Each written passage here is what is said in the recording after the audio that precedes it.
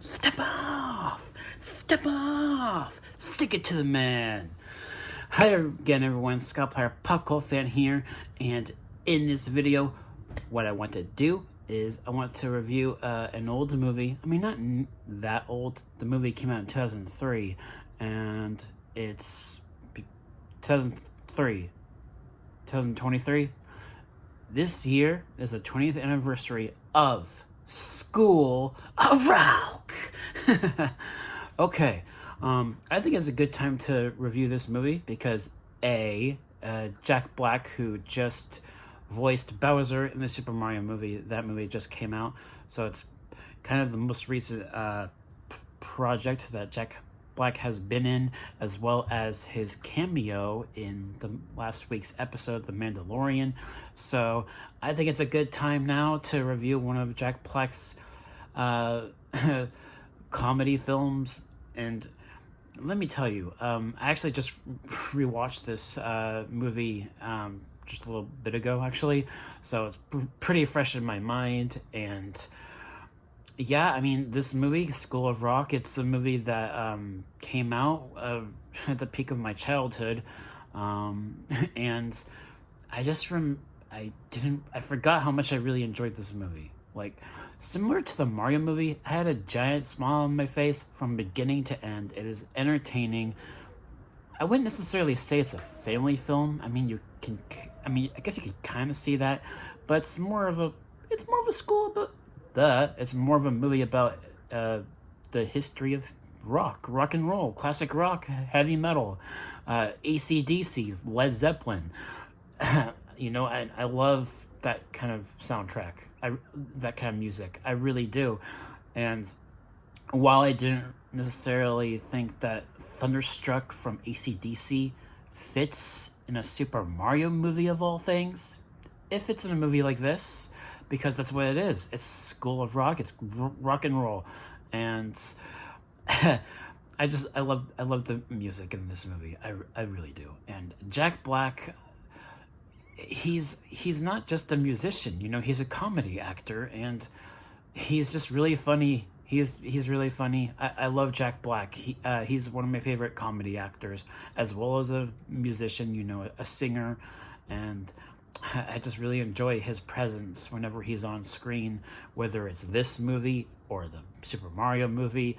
And another movie that I really enjoyed when I was a kid is also Nacho Libre. Nacho Libre was also a Jack Black comedy. Different movie though. Really funny though. And School of Rock, it has an interesting story. It follows the character of Dewey Finn, played by Jack Black, and he's sort of a washed up musician.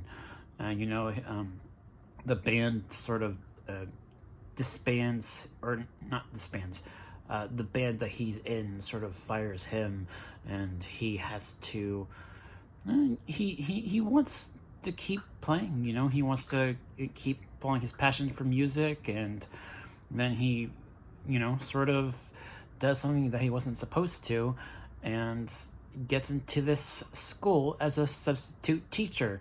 And this school is a prep school, and it's a private school, and there's a lot of things about private schools like this that doesn't warrant kids having fun too much. And I think that's an interesting way of sort of having Jack Black's character sort of letting loose with the kids that he's sort of teaching. At least he doesn't want to teach them at first, because he doesn't necessarily want to be there. But over time he starts to get into the rhythm, so to speak, as he listens to the kids in their music class, and that inspires him to teach them more music, especially rock and roll.